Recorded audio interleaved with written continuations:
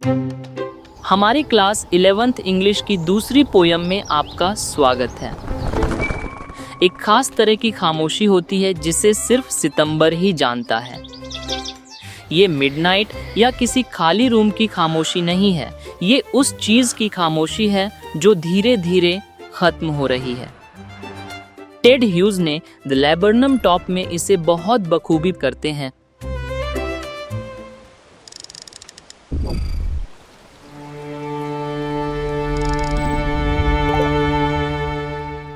Huge शुरुआत की 3 लाइनों के साथ करते हैं जो बहुत सहज लगती हैं। The laburnum top is silent quite still in the afternoon yellow September sunlight a few leaves yellowing all its seeds fallen.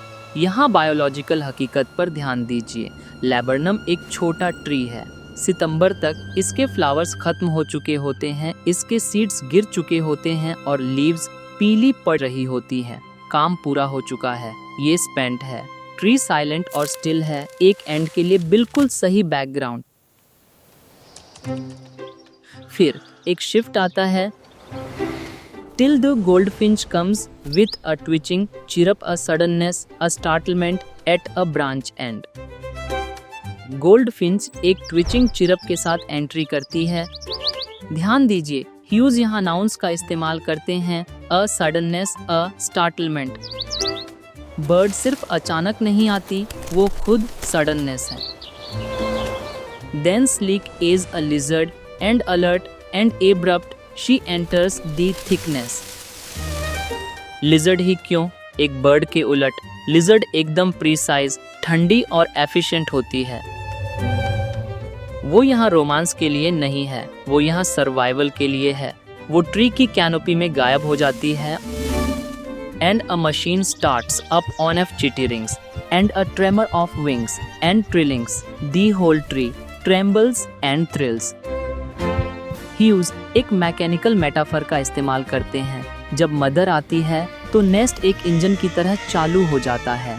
ये कोई प्यार भरी मुलाकात नहीं है, ये एक सिस्टम है जो जिंदा हो रहा है। चिक्स कांपते हैं, ट्री हिलता है। वो ओनोमोटोपिया का इस्तेमाल करते हैं, चिटिरिंग्स और ट्रिलिंग्स जैसे वर्ड्स, ताकि ऐसा साउंडस्केप बना सकें जिसे आप लगभग सुन सकें। It is the engine of her family. ये पोयम का कोर है। गोल्डफिंच पावर सोर्स है, उसके बिना मशीन रुक जाती है। वो उन्हें खाना खिलाती है और फिर वो वापस ब्रांच एंड पर दिखती है। Then with eerie delicate whistle chirrup whisperings she launches away towards the infinite. वो पीछे नहीं देखती, वो इन्फिनिट की ओर जाती है। एक ऐसा वर्ड जो एक छोटी सी बर्ड की फ्लाइट को कुछ कॉस्मिक बना देता है। और आखिर में and the laburnum subsides to empty. Subsides बिल्कुल सही वर्ड है। ट्री उसकी मौजूदगी से ऊपर उठा हुआ था और अब ये वापस एक ऐसी खामोशी में डूब जाता है जो पहले से कहीं ज्यादा भारी और खाली महसूस होती है। आइए आपके एग्जाम्स के लिए लिटरेरी डिवाइसेस पर नजर डालते हैं। Simile, sleek is a lizard, bird की शार्प रेप्टिलियन प्रिसीजन पर जोर देने के लिए। Metaphor, the engine of her family. Onomatopoeia, chitterings and trillings, words जो नेस्ट की साउंड्स की नकल करते हैं। Alliteration, trembles and thrills. Symbolism, yellow colour, ये ऑटम की डीके लीव्स और बर्ड की वाइब्रेंट लाइफ दोनों को दर्शाता है।